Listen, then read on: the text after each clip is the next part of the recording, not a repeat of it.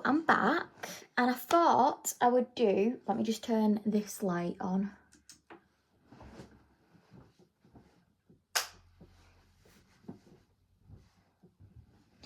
I thought I would do a little Q&A with you guys because I actually haven't done that video before.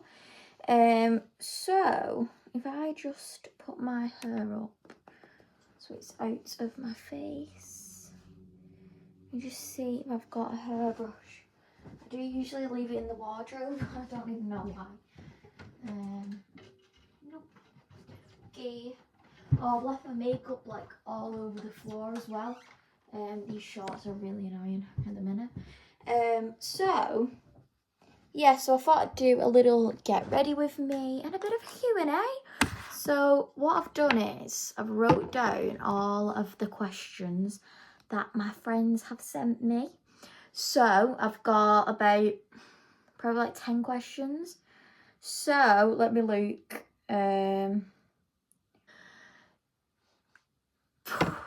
That is a tough question. I'm going to stand my phone up actually so it's just easier for me to read them. Did I enjoy high school? The whole like learning side of it and revision side of it, yeah, loved that part of high school. The other side, so like the social aspect of it, no, like that kind of environment I suppose wasn't my kind of environment, if that makes any sense. Like I didn't thrive being around so many people, and obviously I was quite well, would I say shy? I don't know if I'd say shy. Not shy, but like I was quite quiet in school. Like I didn't really have like a massive friendship group. Look how cool this moisturiser is as well. Reminds me of Flumps. Yeah, so like I didn't really have like a big friendship group in school. I was kind of one of the girls that had like maybe 1 or 2 friends at a push. And like if I was only speaking to like my best friend and she was off school, then I'd just be sat on my own at dinner time and it was just really embarrassing. But yeah, like I mean, like I said, I loved the learning side of it and obviously the revision side of it at GCSE. I think the stress got to me and I think the stress actually pushed me to do better than I would normally if I wasn't stressed. I kind of do work well under pressure. I kind of wish I didn't though, because it's very scary. Hate exams. They're the worst thing. It's my worst fear. My worst fear is exams because GCSE year, I thought the world was going to end if I didn't pass those GCSEs. They drum it into you that much. I have actually misplaced my foundation brush, so I am going to use a different one. Literally just because, tell a lie, I've got it right here. So let me just check the time. Okay. So yeah, like the whole social side of school was not my scene / wasn't really for me. I feel like high school was designed against me actually. I got bullied quite a bit. I wouldn't say it was like severe bullying or anything like that. It was more like name calling, like sly looks, that kind of bullying. But like, don't get me wrong, there was definitely like horrible girls in my year group, but I honestly feel like the boys were worse, you know, like I don't know, like I just find it difficult to understand why a boy would thrive off of like hurting your feelings. Like I feel like with girls it is just like bitchiness, and it is kind of like, oh, like I've got a boyfriend and you've not, and stuff like that, and like that kind of thing. And obviously like girls cheating on like the boyfriend to like annoy one of the friends, like it's that kind of stuff. Like it just wasn't for me, and I think because I didn't kind of bow down to them and I didn't really respect them, I think that's probably why they picked on me. Because if you give them like no like acknowledgement, if you don't acknowledge them for like who they are, then they will literally just start picking on you, because it's like they're not getting the power that they need from people that are lower down than them, which obviously you're not lower down, but you're going to be treated like they are first class citizens, and like they're the best people, and like high school is like their kingdom and all that kind of thing. But do you know what? When you grow up, you actually realise that none of that mattered. Like, none of it mattered then, but especially now, like, that doesn't even come into it. And I feel like, obviously, like, bullying is common in schools, but it's not really that common anywhere else, apart from, like, workplaces maybe. But even then, with workplaces, you don't really get, like, really nasty, like, messages on social media and stuff like that. And to be fair, I didn't. I think there was a couple of occasions where, like, there was a nasty comment or, like, something that I didn't really agree with, like, that kind of thing. But other than that, it was all anonymised. We used to use stuff like Yubo. There was another one. I can't actually remember what it's called. Yeah, I can't think what it was called, but you basically just pop up on it, and it, yeah, basically just like lets you put anything on anonymous. I hate that word.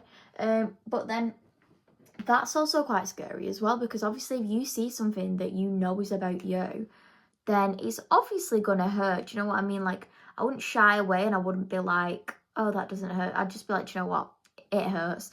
Like, seeing it anonymous, like, everybody knows it's me anyway, so you might as well just put my name on it. Do you know what I mean? But saying that, college was completely different to high school. It was a whole different ball game. It's kind of like the ball's in your court with college. Like, you don't actually have to turn up. It's not a legal requirement that you turn up for college. It's basically just your time wasted. And they basically make it your time, if you get what I mean. But I did enjoy college. I think I made a huge mistake, because in my first year of college, so the year after I finished school, I decided to go to a college in Manchester that was a specialised media studies college. Like, it looked really good, and like they did films and stuff like that, and I was like, oh my god, this is my calling. So I obviously went for about, I want to say about 6 or 7 months, maybe a little bit longer. Made like so many friends, like picked up a bit of the Manc accent, but it was good. And then I left because it wasn't really for me, and I just wished that I'd have picked Runshaw, and then I would have ended up with like 3 college degrees, if you get what I mean. But do you know what? Manchester did shape me into a different person. Like, I went there very innocent, not really ever done anything wrong. Good about like things like authority and like listening to other people, stuff like that. Never bothered me. Never got in trouble with the police or anything like that. And then that just skyrocketed, and I was literally every other week I was just like going out drinking. I was being absolutely chaotic, and do you know what? I do miss that part of my life. I mean, I wouldn't do it now because I'm mature enough to know that it actually doesn't solve your problems, but yeah. But at the same time, like Runshaw, even though I wanted to go there to begin with, at the very start of my discovering which college I wanted to go to, it just didn't feel like me. And I knew that when I walked into the college that I was going to go to, I was going to feel this like warm, happy, homely feeling. And to be honest, I just, like I was saying, I just didn't feel like it was my place, if you get what I mean. And I just kind of got over the fact that maybe Runshaw wasn't my scene. Maybe it wasn't where I was supposed to be at that stage in my life. I think maybe I needed Manchester to kind of settle me out, get all of the bad things that I'd been keeping in for years out of my system. And then I can kind of go to another college and then crack on with my college like degree and college work. And I feel like I didn't do that in the first year of college. I kind of just had fun. And I feel like that's what college is for. College is about having fun, doing your work now and again, but not really feeling the need to go like crazy with it. and just like, I don't know, like just doing whatever you want. Like if you don't want to go in, don't go in. Like it's not a legal requirement, not as I know of anyway. Let me look at another question. Oh, so these are going on like the school theme, okay.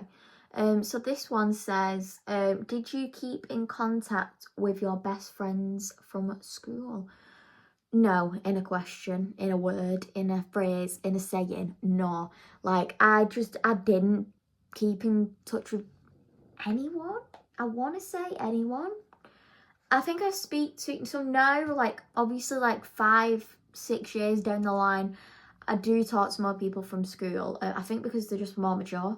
So I talked to like 2 lads from high school, which I were actually close with in high school, but for some reason we've got a bit closer now that we've left. And then I speak to 1 girl from high school, which to me is crazy because it's like I did get on with people in high school, like other than the bullying thing and the, like that kind of thing. I did actually get on with people, but I was just very, like, I was very quiet, but at the same time, like, very aggressive. I remember there was this one time where I was on the bus and I was coming home, and I always got the bus home because it was just easier, but like where I lived, it wasn't easy to get the bus. It was easy to come home because obviously you're coming from school, but to get the bus I had to walk all the way up the road past the hairdressers near little Tesco. Like, it was crazy. So other than that, the bus ride home and the bus ride going to school was always fine. Like, I was always with my friends and like never really had an issue with it. It never really occurred to me that like it was going to be a problem in year 11. But this like little year 7, he must have been about, I don't even know, 11, 12. I actually don't know. He basically started calling all the girls like horrible names. I think you know what I mean if I say it begins with an S. I need to clean this horrible, dirty foundation brush. But anyway, he was saying that word to basically the whole bus, but direct it at the girls. So I'm getting off the bus because my stop is like in a couple of stops. So I'm getting ready to get off the bus. So I start walking to get off the bus, and this little year 7 just goes and whacks me at the back, right at the back of my head, like on my pressure point of my head. And so I just turned around, and I was already annoyed at this point because I was stressed because of GCSEs. I was stressed because of the horrible boys, and I was stressed because me and my friends were having arguments every other week. So I just turned around and I grabbed him by his tie and just flung him onto one of the bus seats, and I said, "Don't you ever touch me again." And I'm like, they're like swearing and shouting, and everybody's like filming it and looking at me like, is this the girl we've known for 4.5 years?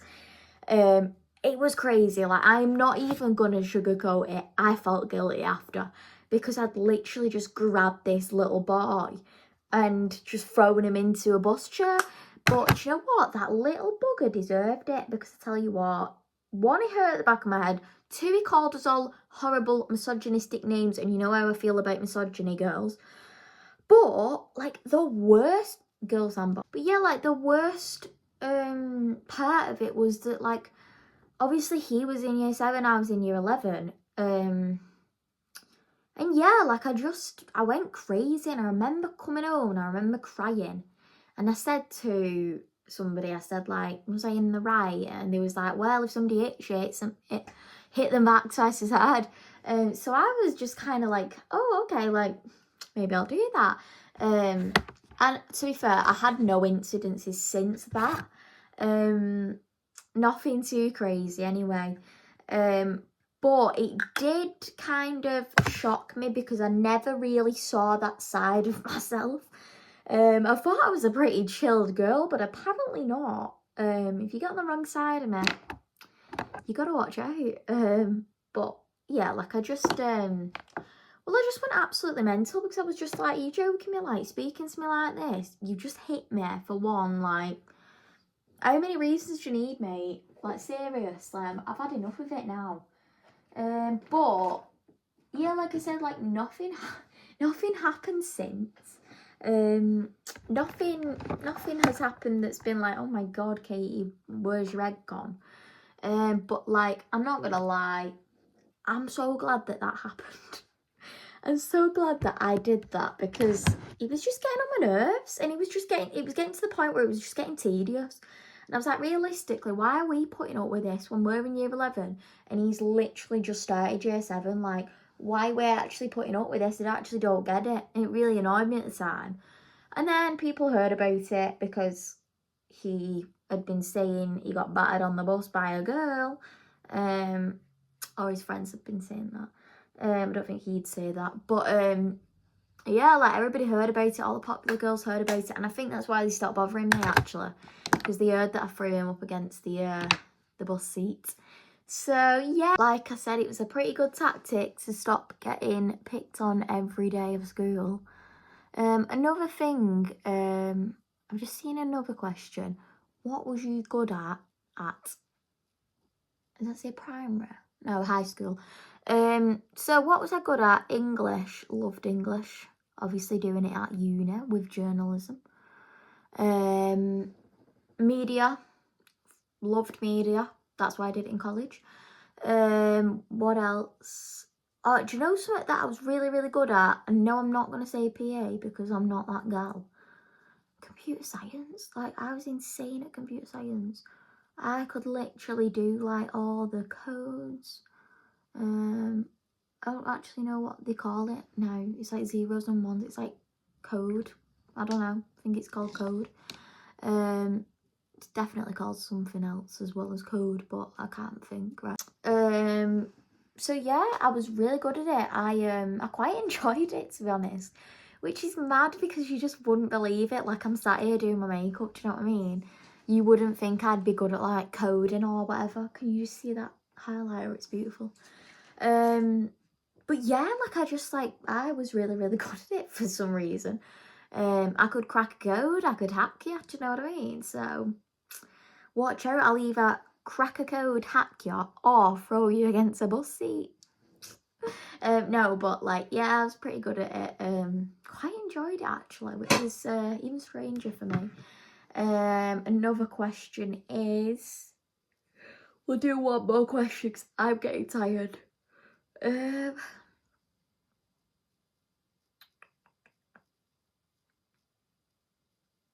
What are your plans in the next 5 years? Okay, you want to go there? We'll go there. So I obviously want to move into my own place in the next 5 years. Well, within the next 5 years. Obviously, like, have a baby and get married. Well, get engaged. I'll have like a long engagement or whatever. Yeah, that kind of thing. Just like family stuff. Like my own little family. That kind of situation. Obviously want to have a good job. Something that's quite stable. Good income and all that jazz. And just be happy, really. Like, I think we all get caught up in this thing of like, what do we want to be in 5 years? What do we want to do in 5 years? And I just kind of stand back and I'm like, whoa, like, we're literally in our 20s. Why are we thinking about that? Like, it really doesn't, like, it doesn't add up. And it doesn't matter. Like, I didn't know what I wanted to do like 3 months ago, and I'm in a new bedroom. Do you know what I mean? Like, things happen, people change, things change. And whoa, you can see my eyes a lot today. But yeah, like, situations change anyway, so it's like, I don't like to plan, because if you plan, it goes wrong. If you don't plan, it's spontaneous, it's fun, it's, you know, it's giving good vibes. But yeah, I just wouldn't even stress about it, to be honest with you. If you're in your 20s or your mid-20s or you're in your 30s, why are you thinking about what you want to do with your life? Like, seriously, get a grip, babe. Nah. So anyway, this is the finished look. Very glowy, very dewy, a bit of a chill vibe for tonight, to be honest with you. So yeah, I shall keep you updated on the life of Katie. See you in a bit, guys.